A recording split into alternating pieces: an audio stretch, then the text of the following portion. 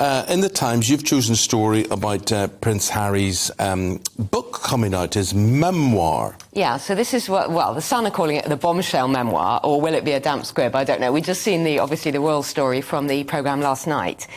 This is the Duke of Sussex's, he calls it, first-hand account of his life that is accurate and wholly truthful. So I think he's a little bit of a dig at people who've maybe written things that aren't accurate and wholly truthful about him. Yeah.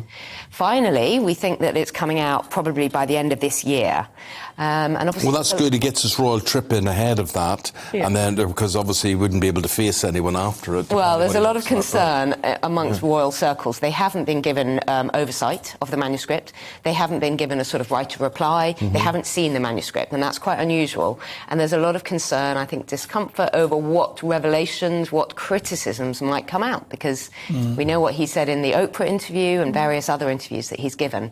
So, you know, Harry back on the agenda again. I mean, you would think he just doesn't want to make up with his brother. He doesn't want to extend an olive branch at all. It just seems like you get over one thing and it looks like they might be able to make amends, and then another book or another interview comes out. Why move to California if you're obsessed with you know, telling the same story again and again? I don't know. Well, he's probably telling a story for the Californian market as opposed to the United Kingdom. And his brother William has got obviously his career path mapped out. We know who he is and what he's going to become. Harry has nothing like that for himself. He's gone down the pecking order once. William had his children, So, I mean, what else is the chap supposed to do? I mean, he's never going to be that shrinking violet. He's got a voice and he's articulating himself. And if he does want to right some wrongs, and now, I'm hoping it's not salacious stuff. I wouldn't want that myself personally.